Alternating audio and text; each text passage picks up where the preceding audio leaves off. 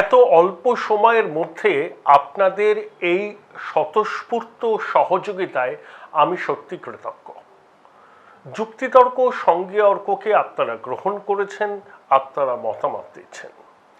আমার বিশ্লেষণ এবং অন্যান্য বিভিন্ন ফিল্ডের প্রতিষ্ঠিত মানুষদের সাক্ষাৎকার শুনতে গেলে আপনি যুক্তিতর্ক সঙ্গে অর্ক সাবস্ক্রাইব করবেন, আর লেটেস্ট আপডেট পেতে গেলে আপনাকে বেল আইকন প্রেস করতে হবে। দিলীপ দা, রাজ্যপাল হঠাৎ চুপচাপ কেন বলুন তো?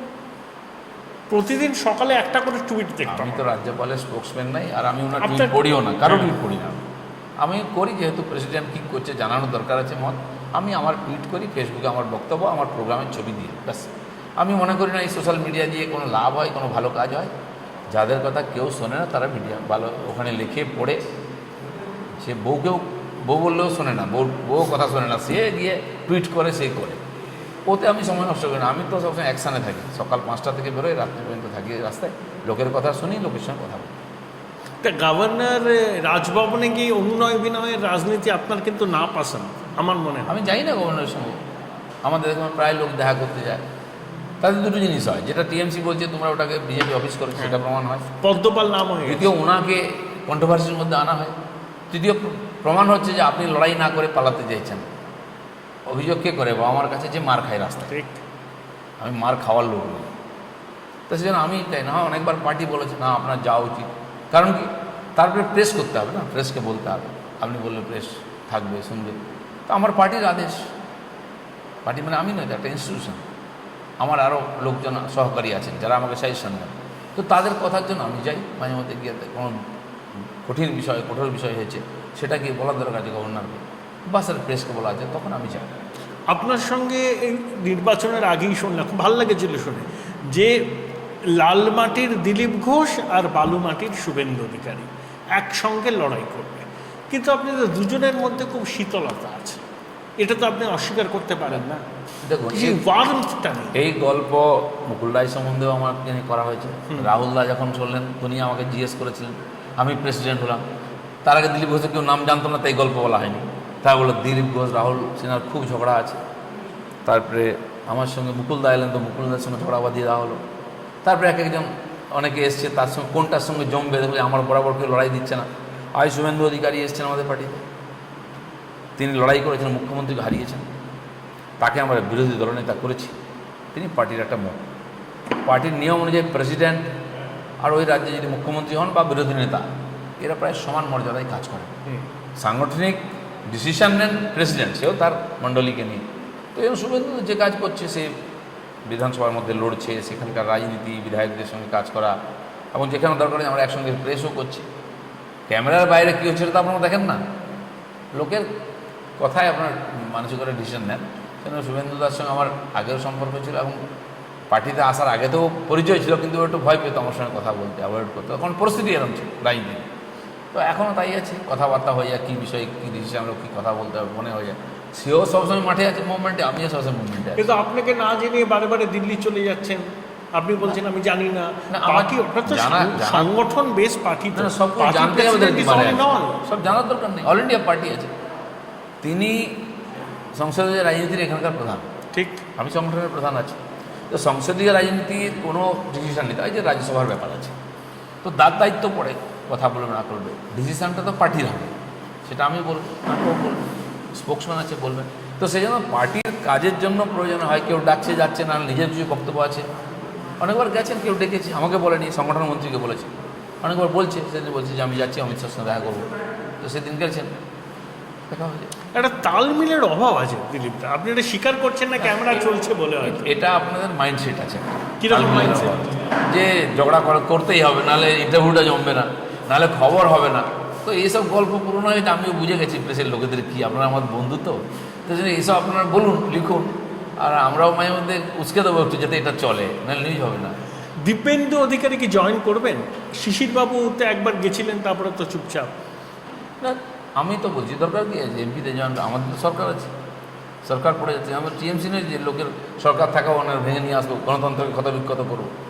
এই সুনীল মণ্ডল এসেছিল, ও দেখি দায়াসে দাঁড়িয়ে আছে মেদিনীপুরে, সেখানে আমি কিছু বলিনি, পরে ধমকেছি বিধান লোকসভায়, তোমাকে কেটে গেছে পার্টিতে, তুমি আমার বন্ধু 2 বছর, তুমি আমাকে বলেছি আসো আমার পার্টিতে, বোকার মতো চলে এসেছি। তো সে ভিতরে কথা বললো কেন এসছে, কী ব্যাপারে, তার ঝগড়াঝাঁটি করে, ওইসব তোর পুরোনো ঝগড়া রাখো, তোমার তো আসার দরকারই ছিল না। তো এইসব ব্যাপার আছে থাকেই, মানে এগুলো এরকম চলতেই থাকবেন নাকি? এটা রাজনীতির অঙ্গ।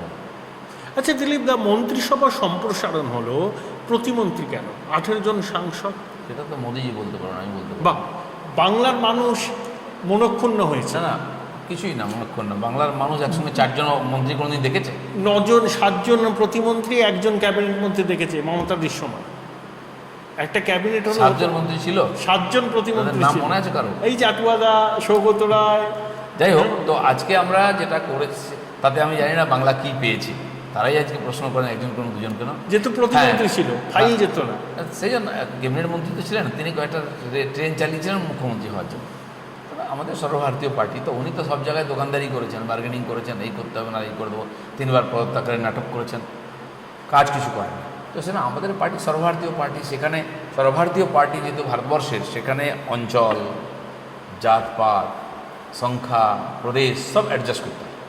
তারপরে 4 জন মন্ত্রী করা হয়েছে এবং তারা খুব গুরুত্বের সঙ্গে কাজও করছেন, প্রবাস করছেন, যাচ্ছেন সব জায়গায়, বসে নেই। তা ক্যাবিনেট পেলাম না কেন?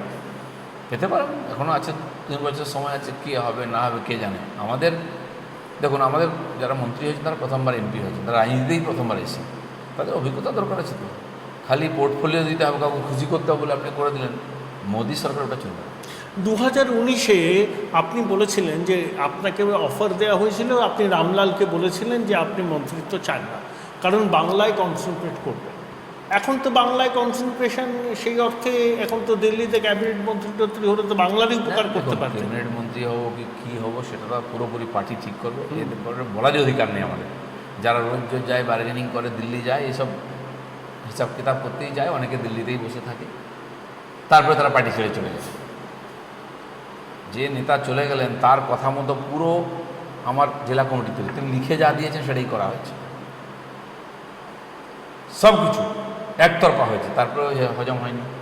তো এইভাবে পার্টি চলতে, পার্টি অ্যাডজাস্ট করতে করতে একটা জায়গা পর্যন্ত পৌঁছে, তবে হাত ছেড়ে দেয়। আমরা ছাড়িনি, যে উনি ছেড়ে গেছে। এই ধরনের পার্টি চলতে পারে না, আর পার্টি মানবে না এটা। আজকে পার্টি যেটা করছে সেটা মেনে নিয়ে আমাকে পার্টি যে কাজ দিচ্ছে আমি ওটা নিষ্কাশন করছি, এতেই আমি খুশি। আপনাকে তো অফার দেওয়া হয়েছিল 2019-এ। এটা অফার দেওয়া হয়নি, মানে ইন্ডিকেট করা হয়েছিল, আমি প্রথমে না বলছি, কারণ তখন আমাদের বিধানসভা নির্বাচন লড়তে হবে এখানে। যে জোশে পার্টি চলছিল আগামী দিনে সেটা পুরো করার জন্য আমার নিজের মনে হচ্ছে আমার থাকার দরকার আছে, এবং আপনাদের মতো বন্ধুরা ফোন করে বলেছে, দিলীপদা খবরদার দিল্লি যাবেন না, আপনার থাকার দরকার আছে, অনেকে বলেছেন আপনার সঙ্গে কথা। তো আমি স্বাভাবিক বুঝেছি এটা, এবং আমার সঙ্গের লোকেরা, অন্য লোকেরা বলে দরকার নেই মন্ত্রী, পশ্চিমবঙ্গে জিততে হবে, সংগঠন দরকার আছে, তোমার থাকার দরকার আছে। আমি অনুভব করেছি এটা।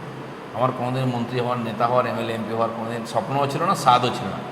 কেবল মিশন, পার্টির দায়িত্ব দিয়েছে, সংগঠন রাজনীতি করতে বলেছে, দায়িত্ব দিয়ে সেটাই আমি করছি। এবার তো কেন্দ্রীয় নেতৃত্ব বুঝবে যে ইম্পর্টেন্স অফ দিলীপ ঘোষ, আর তো চোখে আঙুল দাদা হয়ে যাবেন, দেখিয়ে দেবেন চোখে আঙুল দিয়ে, এদেরকে তুলেছিলেন মাথায়, দেখো এরাই চলে যাচ্ছে। ঠিক আছে, সে একটা পরিস্থিতি ছিল, আমাদের নেতারা সব বোঝেন বলে এত বড় পার্টি তৈরি করে চালাচ্ছেন, সরকার চালাচ্ছেন, সে ব্যাপারে কোনো সন্দেহ নেই। আর তারা যেটা ডিসিশন নেবেন আর ঠিক নেবেন, আর তার প্রতি আমাদের পূর্ণ আস্থা আছে। দিলীপদা, আপনি উত্তরবঙ্গে গিয়ে আলাদা রাজ্যের কথা বলেন, আবার দক্ষিণবঙ্গে এসে বলেন বিজেপি রাজ্যভাগের আমি কখনো আলাদা রাজ্যের কথা বলি পক্ষে নয়। ওখানকার যারা আমাদের জনপ্রতিনিধি তারা বলেছেন যে উত্তর বাংলার লোক আজকে অত্যাচারিত, প্রতারিত, তারা বাংলার সঙ্গে থাকতে চায় না।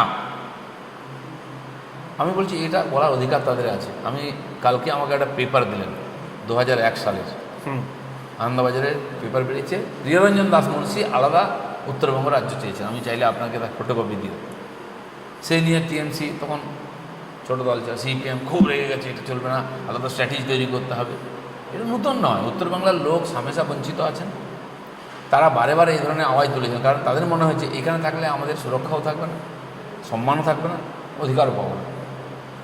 তো সেই 20 বছর পরে দেখুন একই অবস্থা, চেয়েও খারাপ অবস্থা। আজ আমাদের সরকার এখানে এইমস তৈরি করার কথা বলেছে, সেটাও হলো না, নিয়ে গেল। সেখানে এয়ারপোর্ট এখনও চালু হয়নি, একটাই ছিল মিলিটারি এয়ারপোর্ট, তারপরে জমি দেয়নি রাজ্য সরকার, এখনও সেটা বাড়াতে পারছে না, এত প্রেশার। সেখানে মেডিকেল কলেজ জলপাইগুড়ি আমরা লড়াই করে করলাম, আমি আমাদের ডাক্তারবাবু এমপি ওখানে। তো এই সবে শুরু হয়েছে, এগুলো কিছু কিছু কেউ করেনি তো। তা আমি বলি তাদের অধিকার আছে দাবি করা, মানবে কিনা সেটা আলাদা। আমাদের পার্টির যে পলিসি সেটা ঠিক আছে, তাদের কোনো পরিবর্তন নেই, সে গোর্খাল্যান্ড হোক, কামতাপুরি হোক, উত্তরবঙ্গ হোক, কোনো আলাদা রাজ্যের কথা আমরা কখনো বলিনি। কিন্তু সাধারণ মানুষের যে মনের ইচ্ছা আছে, অধিকার আছে, দাবি আছে, সেটা আপনি অস্বীকার করতে পারেন না। অল্প খরচে হোটেল ও হসপিটাল ম্যানেজমেন্ট কোর্স করে ম্যানেজমেন্টের বিভিন্ন পদে চাকরির সুযোগ রয়েছে। DSN school of management. কিন্তু কনফিউজিং সিগন্যাল। আপনি বলছেন দাবি আছে, অস্বীকার করতে পারবো না, আবার বলছেন রাজ্যভাগ চাই না। আপনি নিজে বলুন না, আপনি আমার জায়গায় আছেন। পার্টি ডিসিশন নেবে এই ধরনের দাবির পক্ষে যাবে কি বিপক্ষে যাবে। আমরা বলি যে পার্মানেন্ট পলিটিক্যাল সলিউশন চাই গোর্খাল্যান্ড নিয়ে, একটা টার্মস দেওয়া হয়, এটা সবাই বলছে, তার মানে কি হবে সে ভগবান জানে, তখন হবে। উত্তরবঙ্গের মানুষ যখন বিজেপিকে জিতিয়েছেন টিএমসির বিরুদ্ধে, তাদের এটাই দাবি আছে যে টিএমসি চলবে না এখানে। তো তাদের যে দাবি আছে সেটা পূরণ করার চেষ্টা করা উচিত, তাহলে আর দাবি করবেন না ওনারা, আমার সরকার সেটা করবে। দিলীপ দা, আর একটা কথা অ্যালিগেশন আছে, সেটা হচ্ছে শীতলকুচিতে যখন ওই ঘটনাগুলো ঘটলো তখন আপনাদের অনেকেই বলেছিলেন, আপনিও বলেছিলেন এরকম করলে আরও শীতলকুচি হবে। একজন বলেছিল কেন বুক লক্ষ্য করে মানল না, বলছেন যে হিংসায় মদত দিলীপ ঘোষ দিয়েছে, রিটালিয়েশন হচ্ছে ভোটের পর। আচ্ছা, 190 জন আমাদের কর্মী খুন হয়ে গেল, ওটা হিংসা নয়? হিংসা তো শুরুটা আপনারা করেছিলেন উত্তেজক কথা বলে। না, এই যে 6 বছর ধরে আমাদের কর্মীদের খুন করা হচ্ছে, ইলেকশনের পরে 60 জন খুন হলো, মমতা ব্যানার্জি বলছে কেউ মারা যায়নি। আর যখন সিবিআই তদন্ত হয়েছে বলছে আমাদেরও 16 জন মারা গেছে। এই যে মারা যাওয়া, খুন হওয়া, বম বন্দুক চারদিকে চলছে, দিলীপ ঘোষ করেছে নাকি? আমার যে লোকেরা ওখানে অত্যাচারিত হয়েছে, যারা দেশের আইনকে ভেঙে হাতে বন্দুক তুলে নিয়ে সেন্ট্রাল ফোর্সকে অ্যাটাক করে, তাদের নিশ্চয়ই কেউ চা খাওয়াতে বলবে না। যদি কেউ বলে সে 1 নম্বর আহম্মক। দিলীপ দা, শেষ প্রশ্ন আমার, সেটা হচ্ছে যে আপনার কথায় লাগাম থাকে না কেন? এটা কি দিলীপ ঘোষের ইউএসপি? না, আমি ইচ্ছা করে যে কথাটা আপনাকে এখন বললাম তাতে বেলাগাম কোথায় হয়েছে? এটা নয়। আপনি বলুন যে বেটা ছেলে খুব কম আছে রাজনীতিতে, ঠিক। সত্য কথা বলার। কে ভাবছে পদ চলে যাবে, কে বলছে আমার লোকে খারাপ বলবে, ইমেজ চলে যাবে। দিলীপ ঘোষ নীতির কথা বলে আর দেশের কথা বলে, তাতে কোনো অ্যাডজাস্টমেন্ট হবে না। মানে রইল ঝোলা চললো ভোলা। হ্যাঁ, তো আমাকে রাজনীতি করে খেতে হবে, কোথায় লেখা আছে? আমার গোষ্ঠীতে লেখা নেই। রাজনীতি একটা 6 বছর হলো। সমাজ সেবা করার রাজনীতি একটা মাধ্যম।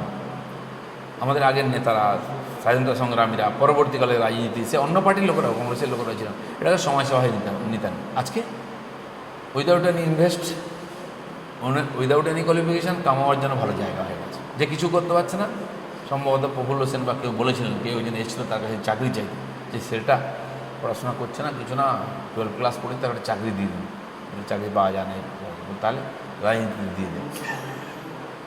আজ তারা মহান ব্যক্তি, তারা দূরদর্শী ছিলেন, দেখে গেছেন, আজকে সেটাকে আমাদের নেতারা বাস্তবে পরিণত করেছে। এর পরিবর্তন হওয়ার দরকার, নাহলে বাংলার কোনোদিন পরিবর্তন হয় না। বাংলার রাজনীতি এভাবে হতেই পারে না। The fastest growing digitally enabled university in a conveniently located and vibrant campus. Join Sister Nivedita University, Kolkata for higher education and research. অল্প খরচে হোটেল ও হসপিটাল ম্যানেজমেন্ট কোর্স করে ম্যানেজমেন্টের বিভিন্ন পদে চাকরির সুযোগ রয়েছে। DSN school of management. অভিষেকের স্ত্রীকে বারবার ডাকছে কেন? বলছে আপনাদের অঙ্গুলি হেলান। যারা ডাকছে আর যাকে ডাকছে তারা জানে। সুপ্রিম কোর্ট, হাইকোর্ট, সিবিআই ডাকছে বারবার। এরা এই সিবিআইয়ের উপরে এত বিশ্বাস ছিল দিদিমণির, তার বাড়িতে যদি ঢিল মারে বা বেশি বৃষ্টি হয় তিনি সিবিআই চাইতেন। আজকে মনে কেন এরকম হয়ে গেল? বাড়ির বউ ছেলে এদের ডাকছে বলে সিবিআই খারাপ হয়ে গেল? তো সিবিআইতে সিবিআই আছে। যে নেতারা বলছে সিবিআই কোনো কাজের না, কাজ করে না, সেই সিবিআইকে তো ভয় করছেন কেন? কারণ সিবিআই যে কোনো সময় ভুবনেশ্বর পাঠিয়ে দিতে পারে। দিল্লি ডেকেছিল, এখন গুয়াহাটি ডেকেছে, তারপর ভুবনেশ্বর ডাকবে। তো ভরসা রাখুন। আমরাও, আমাদের নেতা নরেন্দ্র মোদী, আমাদের নেতা অমিত শাহ 10 বছর সিবিআই রগড়ানি খেয়েছেন। একই ঘটনা ঘটেছে।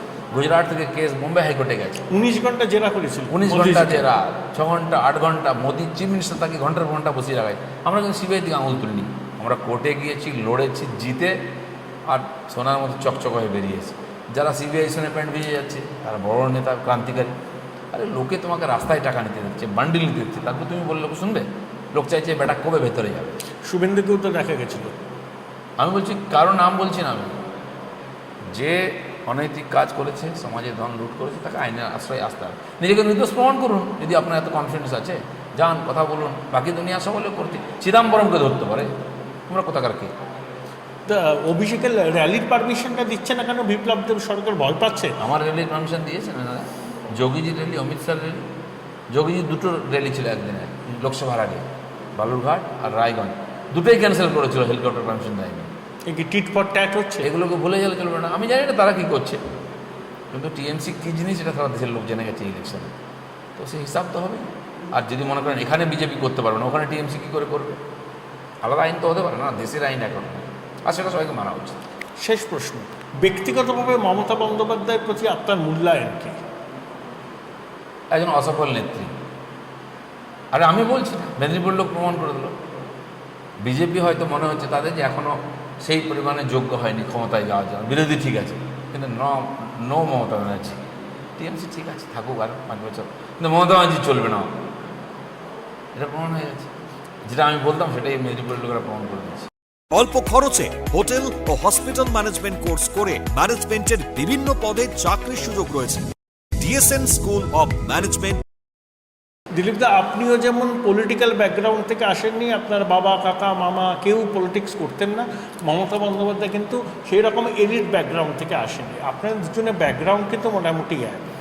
10 বছরের মুখ্যমন্ত্রী, লড়াই সংগ্রামের প্রতীক, আপনি তো সংগ্রামী মানুষ, সেই অ্যাঙ্গেল থেকে তো বিচার করবেন। উনি তখন সিপিএমের রক্ষার বিরুদ্ধে লড়াই করেছেন, লোকটাকে স্বীকৃতি দিয়েছে, সে নিয়ে কোনো প্রশ্ন থাকতে পারে। এবারে ওনারা আবার জিতেছেন মাইনাস মমতা ব্যানার্জি, এটাও ঠিক।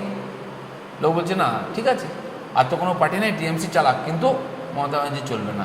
কিন্তু উনি মানবেন না, পেছনে দরজায় ঢুকে পড়েছেন, জোর করে ইলেকশন করাবেন, সব মেনে নেবেন। তো লোক দেখছে সবই, এটা ঠিক। আমার মনে হয় আমরা এখনও সেই যোগ্যতা অর্জন করিনি, তাই লোকে আমাদের স্বীকৃতি দেয়নি। আমরা লড়াই করবো, আমাদের যোগ্যতা অর্জন করব, আমরা প্রমাণ করবো নিজেকে। সারা দেশে এইভাবে ক্ষমতায় এসেছি আমরা 70 বছর ধরে রাজনীতি করছি, আজ নয়। তো সেই জন্য রং পাল্টায়নি, জামা পাল্টায়নি, দেশের স্বার্থে পার্টির নাম পাল্টেছি, প্রতীক পাল্টেছি। লোকে বলছে ভবানীপুরে লক্ষাধিক ভোটে জিতবেন দিদি। এটা তো প্রথম থেকে শুনেছিলাম, তিনি তো নন্দীগ্রামেও সেরকম ঘোষণা করেছেন ওর ভাইরা। জানেন কী হয়েছে? এখানেও তাই ঘোষণা করে, যারা বলেছিলেন জিতে আছি লক্ষাধিক, তারা কিন্তু এখন যারা কোনোদিন ফুটপাতে বসে চা খায়নি, সেই মন্ত্রীরা ফুটপাতে চা খাচ্ছে বিজেপির ঠেলায়। তারা পাড়ায় পাড়ায় ঘুরছে, বাড়ি বাড়ি লিফলেট দিচ্ছে। কেন? এত মন্ত্রী মহামন্ত্রী সবাই নেমেছেন কেন? যা বলছেন ওটা ঠিক না। কীরকম ফলাফল হতে পারে? লড়াই হচ্ছে, বাস ফলাফল তো পাবলিকের হাতে আছে।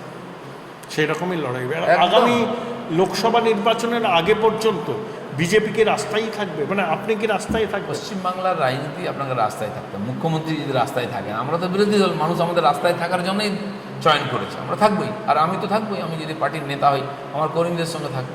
নির্বাচনের পরে প্রথম আমরা আন্দোলন করে আমি শুভেন্দু দা সবাই জেলে গেলাম, আমরা গেছি, আমরা সাধারণ কর্মী। ধন্যবাদ। ধন্যবাদ। আমরা এতক্ষণ কথা বলছিলাম রাজ্য বিজেপির সভাপতি সাংসদ দিলীপ ঘোষের সঙ্গে। আমার সব প্রশ্নের অকপট খোলামেলা জবাব দিলীপ দা তার স্বভাব সিদ্ধ ভঙ্গিতেই দিয়েছে।